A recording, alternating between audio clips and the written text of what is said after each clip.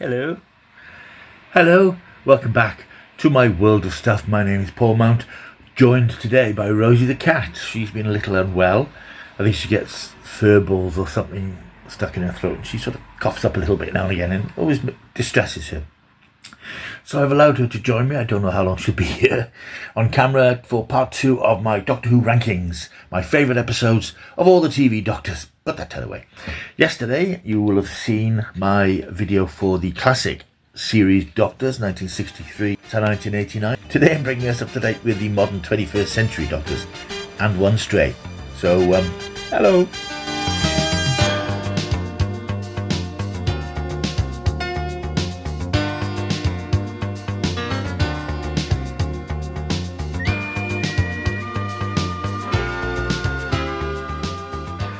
Hello, welcome back. It's time for part 2 of my Doctor Who rankings for the 60th anniversary of TV's favourite Time Lord. Yesterday's video, which was far too long by the way, 48 minutes, that should never have happened.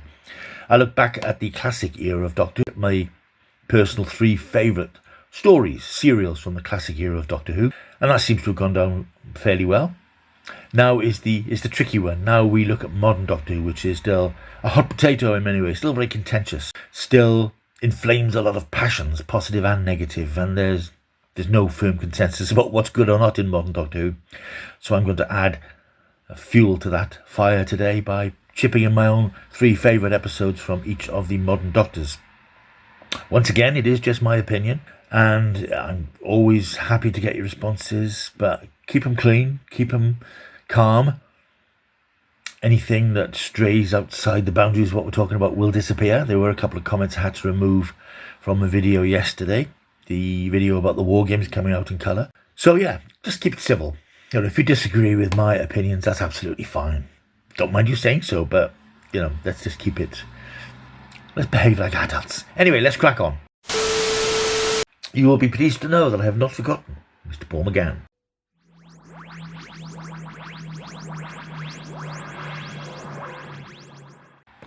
There he is, the 8th Doctor. His time was short. One feature film length movie in which he didn't appear for the first half an hour, and a couple of little appearances subsequently. And I've included him because he has enough screen time. He has effectively appeared in 3 episodes, so it's possible to rank them.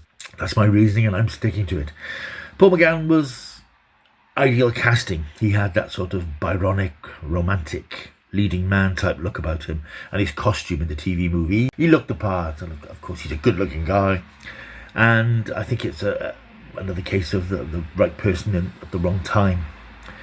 I think that he gave a really good performance in the TV movie, but the circumstances weren't quite right yet. Doctor Who was still simmering rather than ready to boil over into a new series. So in terms of his top 3, in 3rd place I am putting The Power of the Doctor. This, of course, was Jodie Whittaker's final episode, and I'll refer to that a bit later on. It's a great episode. He appears in it in the sequences set at the Guardians of the Edge, that sort of hinterland between regenerations where Time Lords go to regenerate. Interesting concept, which gave several of the older Doctors a chance to make cameo appearances, including Colin Baker, Peter Davison and Sylvester McCoy. And of course, Paul McGann was there as well. He had a couple of appearances in that sequence. And it's nice to see him again, an older version of the Doctor. But it was nice. I think Chris Chibnall captured that fieriness that we saw in the TV movie, because whereas his other incarnations were dressed in flowering robes and stuff, he was dressed in a sort of adventurer type clothes that we'd seen in, say, The Night of the Doctor, which is coming up next. And, you know, he said, I wear what I like. And I think it kept in keeping with his performance, and I think it was nice to see him again. In 2nd place, I'm putting Night of the Doctor. This was the short online mini episode that was released incredibly 11 years ago for the 50th anniversary, and that was a nice little bonus written by Stephen Moffat, which showed us the 8th Doctor coming to the rescue of a stricken space vessel. The pilot of that space vessel isn't too pleased to discover that it's the Doctor, a Time Lord, who's been responsible, or partly responsible, for the Time War, which has wreaked havoc across the universe. And the Doctor ends up on the planet Khan. And it is quite a continuity-heavy sort of thing. Fans particularly would have picked up on the Khan references from Brain and Morbius, where the Doctor regenerates into the version of the Doctor that we saw in the anniversary special itself, John Hurt. John Hurt, of course, was cast as the Doctor because Christopher Eccleston wasn't available to come back, so they I think quite cleverly, I suppose, created this interim version of the Doctor who was the War Doctor. So yeah, Night of the Doctor is a nice little sketch, I don't know what you call it, but a nice little scene which gives Paul McGann another moment in the sun, and he looked the part, and he had that swagger that he had in the TV movie, and I think it's become obvious over the years that he has a special affection for Doctor Who, and I think he's enjoyed coming back to Big Finish and being part of the Whoniverse. In first place then for Mr. McGann, I'm putting the TV movie because it's his biggest role, it's his biggest slice of the Doctor Who pie, and he carries it off very well. The TV movie is an interesting beast, of course. It has moments that are pure classic Doctor Who, and it has moments that don't feel like Doctor Who at all, but when it feels like Doctor Who, it really feels like Doctor Who, and it feels most like Doctor Who when Paul McGann is on screen. He has that charisma about him. The first half of the episode deals with the end of the 7th Doctor. I think that's one of the mistakes the TV movie made for a new audience, confusing everybody with one actor and then bringing in a different actor. But Paul McGann grabs it, and he grabs it by the scruff of the neck and makes it his own in that 1 hour that he's on screen. And I love particularly the last couple of minutes where he leaves San Francisco where the story takes place, and there's some really nice shots of him going into the TARDIS, relaxing into his new incarnation. And of course it is still frustrating that we didn't see a full series with him, but we have the TV movie, we have the other little bits and pieces, and for those who are into that sort of stuff, he's out there on Big Finish. So yeah, Paul McGann's TV movie is my number one for the 8th Doctor. Ooh.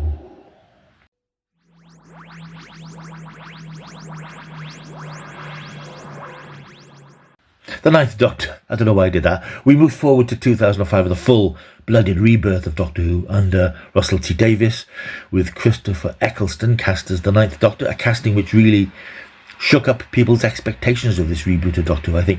I remember the newspapers were full of all their usual stupid predictions of who the Doctor would be. It's going to be Paul Daniels, Ricky Tomlinson, all these crazy comedic ideas, because that's the perception that Doctor Who, I think, still had from its dying days in the 80s, that it was a sort of slapstick, knockabout sort of thing. And casting an actor of the calibre of Christopher Eccleston alongside Billie Piper, the former pop star who has already started to prove herself as a pretty formidable actress, I think it really made people sit up and take notice and think, wow, this is going to be sort of proper Doctor Who. This isn't going to be a spoof or an homage. It's going to be good. Oh my God, it was good, and my God, he was good. It's still a tragedy, of course, that for various reasons that we won't rehearse again here, Christopher Eccleston only stuck around for one season, but we've always got those 13 episodes, and again, he has come back to Big Finish, and I understand he does good work there.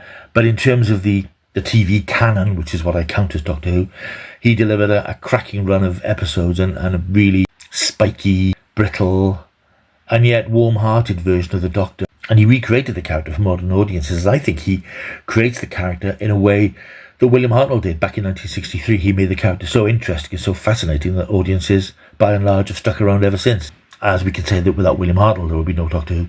Without Christopher Eccleston, there would be no Doctor Who, because if he hadn't made that work, and if the scripts hadn't been good, and if the whole alchemy hadn't been there, Doctor Who would have probably disappeared again after that one season, and that was always the risk. In terms of his best 3 episodes then, his third is Parting of the Ways. This is his final episode 13 of that series, and it's second part of a 2-parter, really, with the Bad Wolf episode. But I'm picking this as a single episode because it's so bloody exciting. It's all building up. The Daleks are invading Satellite 5. Human prisoners who have been playing the games on Satellite 5, they're trapped. It's got the propulsion to it. The Doctor sends Rose back to Earth because he doesn't want to put her at risk. He has to stop the Dalek army, which is sweeping across space. He's already rescued Rose, who was their prisoner at the end of the previous episode. There's battles. I mean, it's directed by Joe Ahern with a real sense of pace and excitement. He uses modern technology to create this concept of an army of Daleks. You've got supporting characters like Linda with a Y, who's the character who appears in only a few scenes, really, but you get to know her, and the Doctor obviously quite likes her, and is probably considering bringing her aboard the TARDIS, but of course she suffers a terrible fate. It's this powerhouse of an episode, which has, of course, this extraordinary climax where the Doctor sacrifices himself for Rose by absorbing the power of the TARDIS that she's used to wipe out the Dalek, and regenerates. And as he says, he was fantastic, and it is a great shame we've only got these episodes, but they're great episodes. So that's my third favourite, Christopher Eccleston. My second favourite is his first. Funny enough, it's Rose. A lot of people criticise Rose because it seems like half a story, but that's sort of the point. The story is underway when we get involved in it. The Doctor's already exploring the latest attempt by the nesting consciousness to take over the Earth, and he stumbles across Rose in Henrik's department store one night when he's already hot on the trail of the nesting consciousness and plans to destroy its relay. And I think that's an interesting story structure, that the story's begun, and where our entry into the world of the Doctor is through Rose. She meets him as we meet him, and I think it's a very clever way of reintroducing the series to an audience that's new to it, an audience that's forgotten it. I think if you'd started it off with the Doctor investigating something, it would have been a little harder for the audience to go into the series, because they're suddenly presented with this strange alien. As it is, we spend time with Rose, who's a normal shop girl in London, living with her mother in an unprepossessing block of flats. She's lost her job. She's not got much going for her, really. And then she meets the Doctor and everything changes. And it's a terrific, pacey episode. I love Murray Gold's madcap music. I love the whole feel of it. Of course, there've been far better episodes since then, but this does everything you need. It's a brilliantly constructed script by Russell T Davies to reintroduce Doctor Who to the world. And it's one I can go back and watch again and again, because it's full of that vibrancy and energy of, look, it's Doctor Who and we're back. So yeah, Rose is my second favourite Eccleston. My favourite Eccleston, I think it probably has to be Dalek by Robert Shearman. This is a great episode. This does what Rose did in reintroducing the Daleks to Doctor Who's universe. As Rose reintroduced us to the Doctor, Dalek brilliantly reintroduces us to the idea of the Daleks, clearly established quite quickly as the Doctor's bitterest enemy, with the final survivor of the race trapped in a museum in 2012, so far in the future, in an underground museum of space detritus. Rose inadvertently brings the Dalek back to life, and all hell breaks loose, and the Doctor has to confront not only his greatest enemy, but also himself and his own hatred for the Daleks and how far it will push him. Superb performance from Christopher Eccleston. The Dalek is a genuinely terrifying thing. The production is great. It's really fast paced. There's lots of action. It's a great episode, and I think it shows the new format of Doctor Who. It shows Christopher Eccleston and it shows the Daleks all at their very best. It's Doctor Who in a difficult first series, because it wasn't an easy series to make, but it shows that era of Doctor Who firing on all cylinders. Right, that's Mr. Christopher Eccleston. Bye, Chris. Let's move on to Mr. David Tennant.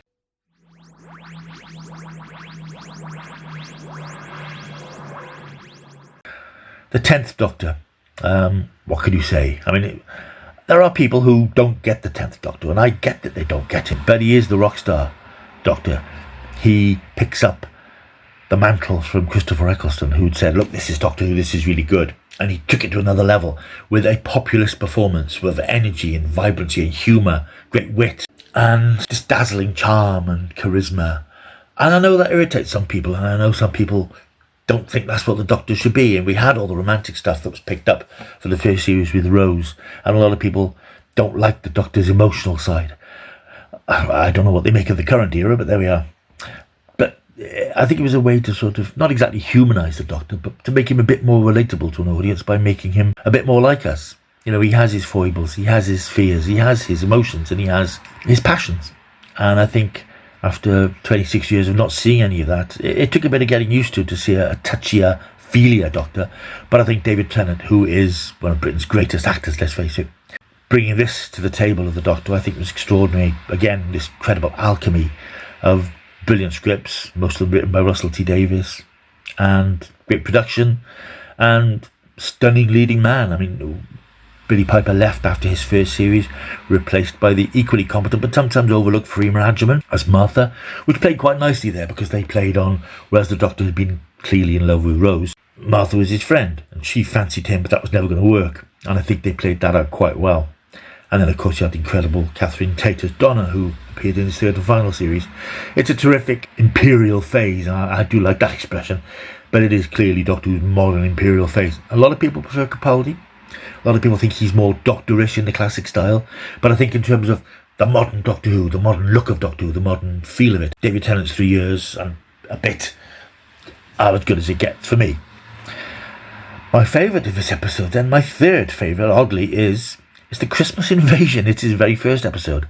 Christmas Day 2005, we'd had Christopher Eccleston. We were all a little bit nervous. Could the show carry on its initial success with a new Doctor?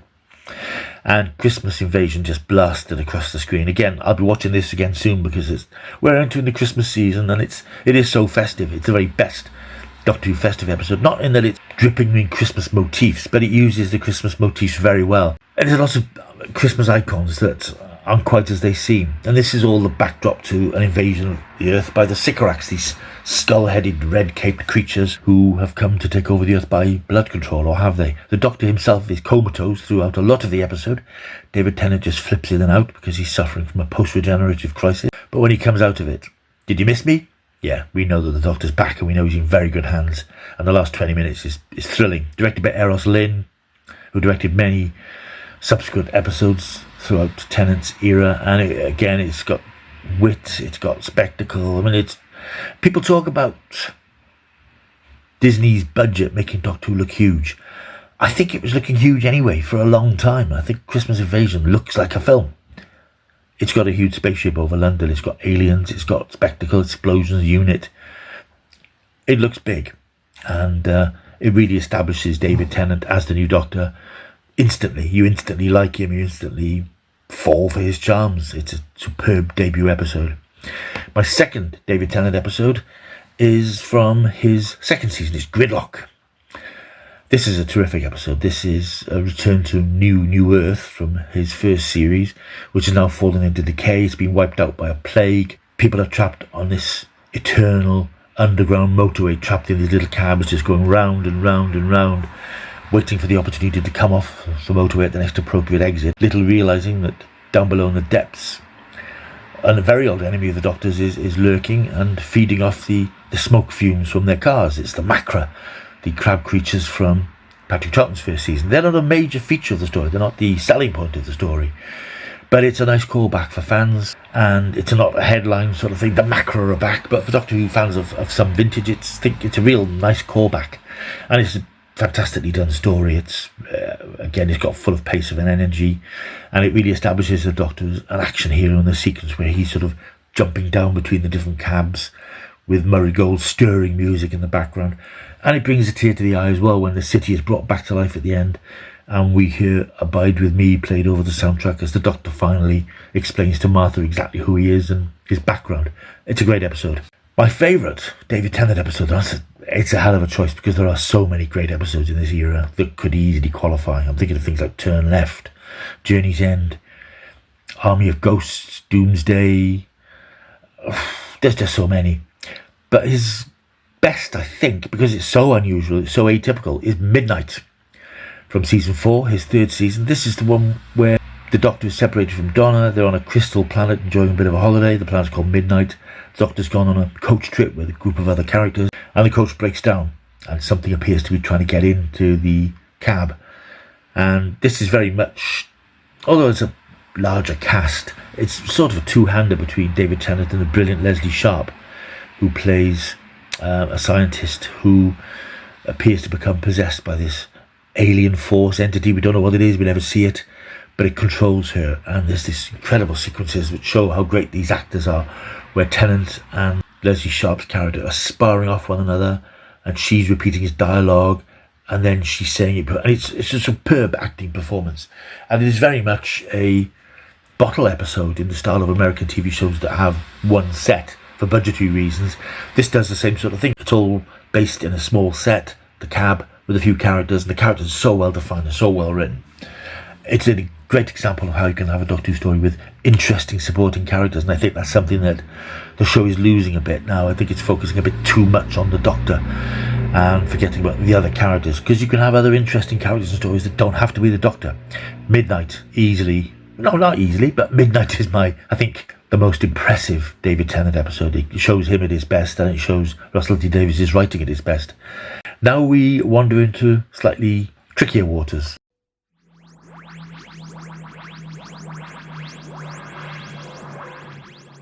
As we enter the Stephen Moffat era, which isn't, I keep saying it isn't my favourite. I think Matt Smith was an interesting choice to play the Doctor, somebody slightly different, slightly geekier. And I think the issues I have with this particular era and Peter Capaldi's is that Stephen Moffat's obsession with the Doctor is a sort of a fairy tale and goes into fantasy, and this is something which we're seeing in the later series as well. I think that the stories became a little sloppier. I don't think the budget's on the screen in the same way that it was in earlier episodes, and I don't think Stephen Moffat has a feel for action and spectacle in the way that Russell T Davies and Chris Chibnall do. I think he's a dialogue man. He's a comedy writer at heart, and I think he thinks in terms of people in rooms talking, because there's not a lot of the spectacle that we expect from an adventure series of this type. A lot of his episodes were chamber pieces of people in rooms talking and often sparring verbally and cracking jokes, and a lot of that didn't work for me, and a lot of his stories have the same sorts of ideas: malfunctioning technology or well-meaning alien technology that's turned against humankind. After the success of the Weeping Angels, the creatures that if you blink they will zap you, he then tries to come up with something else: the silence, creatures that if you turn away you forget them. And I think he became a victim of his own reputation. People enjoyed the episodes he did during Russell T Davies' era, and they were very often felt to be the best of those seasons. And I think it went to his head a little bit, and he felt he had to keep bettering himself and being cleverer and cleverer to impress his fans. And I think he took his eye off the ball in terms of telling good, exciting Doctor Who stories, because he wanted to be cleverer than he needed to be. So anyway, 11th Doctor, Matt Smith, very affable, very nice, a bit too goofy, a bit too arm wavy, a bit too... There's too much of this fezzes and bow ties and all this frippery, which just gets in the way. And I did find it quite difficult to find 3 episodes of his that I would want to willingly watch again. But I found 3, and the first one is The Crimson Horror. This is from Matt's 3rd and final season. This was an interesting story written by Mark Gatiss, and Doctor Who often delivers some of its best stories when it's doing historical things, and Victorian era is a very popular era. This had the best of both worlds, really. It had a great performance from Dana Rigg as this, and I'm speaking from vague memory here because I've not seen it in years, a ruthless mill owner or factory owner who's been manipulated by an alien creature that we see at the end of the episode. This creature turns his victims blood red. It's very atmospherically filmed. There's some good performances. I could do without the Paternoster gang, who were one of Stephen Moffat's attempts to get a Doctor Who spin-off series going. Didn't quite work out. But Crimson Horror is fitfully enjoyable. It's nicely made. It does have some horror in it. And it's one which I will actually rewatch again quite soon, because I haven't seen it for years. And my second place Matt Smith episode is Vampires in Venice from his first season. I quite like this because it's a nice spin on vampires. Superb performance from Helen McCrory, the late Helen McCrory. You know, I'd never heard of her before this. A great performance from her. She went on to do lots of great work until she unfortunately passed away a couple of years ago. But this is really nicely done. It benefits some nice location filming, not in Venice. And it looks nice. It looks big, and there's some nice action scenes in it. And it's very well filmed. And Matt Smith gives a performance here with a bit more gravitas in places than he has in a lot of his more manic performances. And it's good fun. Yeah, the monsters are quite good. We don't see a lot of them because, unfortunately, the visual effects budget couldn't stretch to showing these creatures too often. But it's an imaginative design, and it makes good use of the location to tell an interesting story. Matt Smith's best episode, I would say, is probably going to be Vincent and the Doctor, written, of course, by Richard Curtis, with a cameo appearance from Bill Nighy, and a great performance from Tony Curran as Van Gogh, who is tormented by something, some sort of demon that's driving him nuts. And the Doctor and Amy, Karen Gillan, arrive and help put him back on track. And it's an interesting story. It's a sort of a run around with a forgettable monster, but it's a nice emotional script. And of course, it has a fantastic coda at the end where the Doctor takes Van Gogh forward and shows him how much his work has meant, and that even though he struggled and battled during his lifetime, his work lived on after him. It's a little bit similar, I suppose, to The Unquiet Dead in Eccleston's era, where the Doctor tells Charles Dickens that his work lives on for generations, but it's a nice touch, and Tony Curran plays it very well. It's really nice story. It doesn't have too much of the silliness of the Moffat era, the desperate comedy, and it's an interesting exploration of mental health issues as well. So that's the 11th Doctor. Let's move on to number 12. This is where it gets really hard.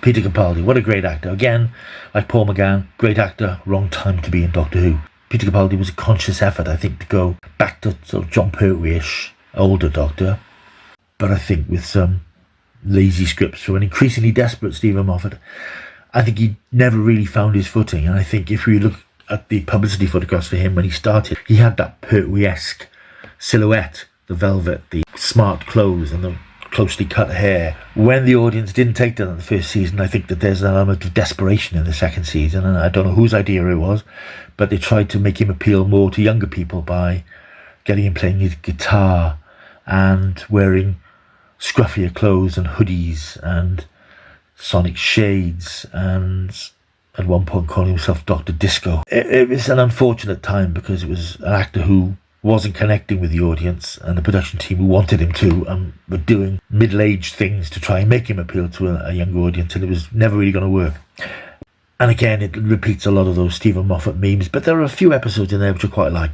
And my third favourite of his is Oxygen, from his final season, I think. And this is an interesting story, which is a sort of a zombie type thing. Again, I haven't seen it for ages, but it's in the future where oxygen is a commodity, and on a space station in the future somewhere, the crew are being turned into zombies for lack of oxygen. And this is quite well done. I mean, I'm vague about it because I haven't seen it since it was on. I think I've watched it once since then. And it has some horror in it, some genuine sort of creeps and thrills and chills. And the zombie astronauts are quite an effective design in that they're remorseless and proper scary.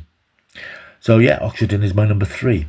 My number 2 is Peter's second story, Into the Dalek. This is directed by Ben Wheatley, and this is the first story in a while to show the Daleks as proper scary again. It reminded me of a bit of Terry Nation's sort of space adventure stories, with astronauts in the future being threatened by armies of Daleks and gun battles that they'd seen at the end with the Daleks attacking the space station. And they're proper nasty again. They're killing people, they're exploding. There's a proper battle with the Daleks as a formidable fighting force. The story itself involves the Doctor having to go inside a Dalek, as the title suggests. And that's quite well done. Lots of climbing around and lots of things going on inside the Dalek, and sort of moral dilemmas and things. Peter Capaldi at this stage is still in that slightly fractious period where we're not sure that we like him, which was, I think, an issue we had throughout his tenure. Really, he's brittle and abrasive. But it's an interesting episode, and Dalek episodes tend to be quite enjoyable, but some of the Matt Smith ones maybe not so much. But this again presents the Daleks as a force to be reckoned with, which we hadn't had for a time, and for that alone I put it at number 2. My favourite of that era though is Flatline. This again is from his first season. Really interesting idea here of sort of 2D aliens who are trying to cross over into our 3D dimension, and this was quite well done. The image of the Doctor in the shrunken TARDIS, these creatures trying to force their way into our dimension. Again, unfortunately, it's not one I've watched for a long time, but looking back at the titles of these episodes, it's one I do remember enjoying because it had some sense of threat to it and some sense of menace, and nice production, nice performances. And I think it's got that great line from Peter Capaldi at the end: "I'm the Doctor, I'm the man who fights the monsters." And I think that's a really great line that sort of, in a way, sums up the Doctor. So that's Peter Capaldi's slightly troubled era of Doctor Who, and apologies for not going into more depth on him and Matt Smith. But as I say, I'm generally not as familiar with those episodes because I didn't engage with that era enough to want to revisit them. But having looked back at the titles again, there are some that I wouldn't mind having a look at again. Let's go into Jodie Whittaker's era.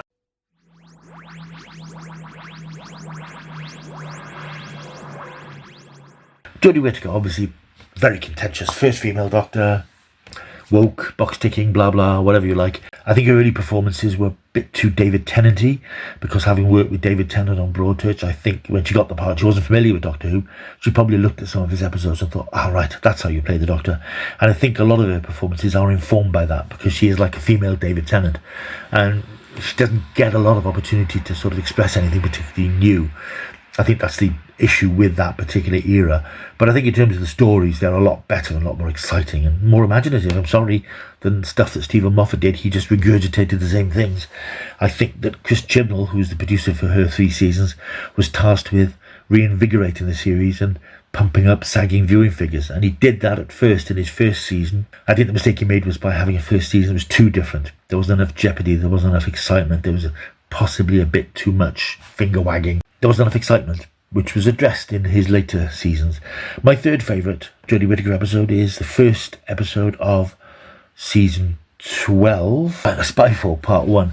This is a great episode. After a slightly saggy first season, Jodie Whittaker came back with this terrific 2-parter written by Chris Chibnall, which gave me everything I want from Doctor Who. Lots of excitement, lots of action. This was, as the title suggests, a sort of a James Bondy type spoof. But this is another globe-trotting story, which was something Chris Chibnall liked to do. Set in Australia, in America, in the UK, out in the deserts. I think there was some filming in South Africa. But it's got everything. It's got some really creepy new monsters. It's got a fantastic sort of reveal at the end of the episode. It's got some real genuine action. And then going to MI5 to meet Stephen Fry as the head of MI5. It's just non-stop. It's incident after incident after incident. Action, action, action. It's a thrilling, exciting episode. Second episode isn't as good, but the first part is really sort of slap you on the face Doctor Who. My second favourite Jodie Whittaker episode is her first, The Woman Who Fell to Earth. I remember watching this at the time, and it felt new. We had new music from Segun Akinola, had this sort of slightly woozy, otherworldly, ethereal feel to it. And it was a really good story that the title doesn't, of course, refer to the Doctor who does fall to Earth, but it doesn't refer to her. And I think she gives a dynamic performance throughout it. She's very enthusiastic. She's full of enthusiasm. It's a whole new look. It's a new cast, a new feel for the series. It's now filmed on anamorphic lenses, which gives it a more cinematic look to it. And it's full of great energy, and it feels different. This is a new look, and it wasn't perfect, but it felt like more like the Doctor who I'd loved and lost for the past 6 years. And my favourite episode of Jodie Whittaker's era is her final, The Power of the Doctor. I watched this again a couple of nights ago just because I wanted to watch it, and it's a great episode. It's 90 minutes. Fan service, admittedly, with the return of Tegan and Ace, the Cybermen, the Cybermasters, the Daleks, the Master Unit. It is a story about the Doctor. There's not a lot going on for any other characters outside, because it's very much about the Doctor and Master's hatred and relationship. And the story itself, I think once you've seen it a couple of times, it seems like a lot of random ideas thrown about the place, but it's a very strong narrative thread about the Master's hatred for the Doctor and wants to be the Doctor. And that's something which I think hasn't been explored before, about how the Master doesn't just want to destroy the Doctor, he actually wants to be the Doctor because he envies him in a way. The Doctor's everything he never is, never can be. And then he becomes the Doctor, and it doesn't quite work out. It's a terrific episode, a good script. Everybody's well served in it. The only issue is to say that it is very much a Doctor Who, Doctor-centred story. The whole dilemma, the whole story is really about the Doctor. But it's terrific, and of course the finale, the final sequence with Jodie Whittaker approaching her regeneration is genuinely emotional, has a great heft to it. I will briefly look at the 14th Doctor. Of course, David Tennant back for his second stint as the Doctor for the 60th anniversary special.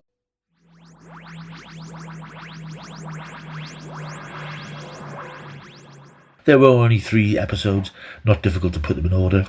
In third place, I'm putting The Star Beast. There have been umpteen versions of this story, and it's an interesting one to sort of re-establish Doctor Who. It's a sort of a fun romp with a comedy alien that turns out not to be quite as much of a comedy alien as we thought it was. The return of Donna Noble. One of the unfortunate things that Russell T Davies has tended to do is deliver tragic endings to characters. Not deaths, but tragic endings where characters are separated or they lose their memories.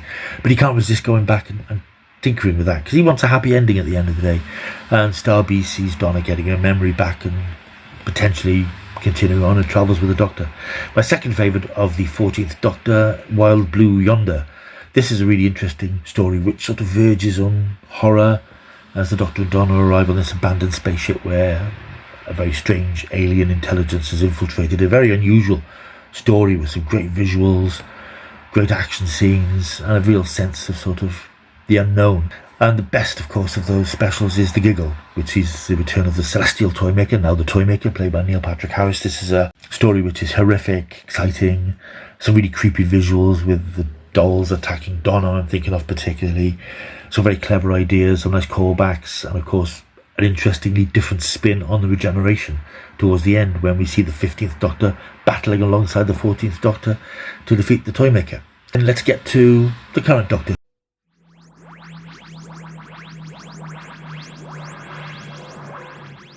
Ncuti Gatwa. He's only had a handful of episodes and he wasn't in several of them much, so it's hard to choose. My third place for Ncuti's era is The Legend of Ruby Sunday, the penultimate episode of the season, the first of the two-parter that began to wrap up mysteries that had been threaded throughout the series. And the problem that the last series had you were trying to establish the Doctor and Ruby dynamic, and you were trying to build upon the mystery of Ruby's mother.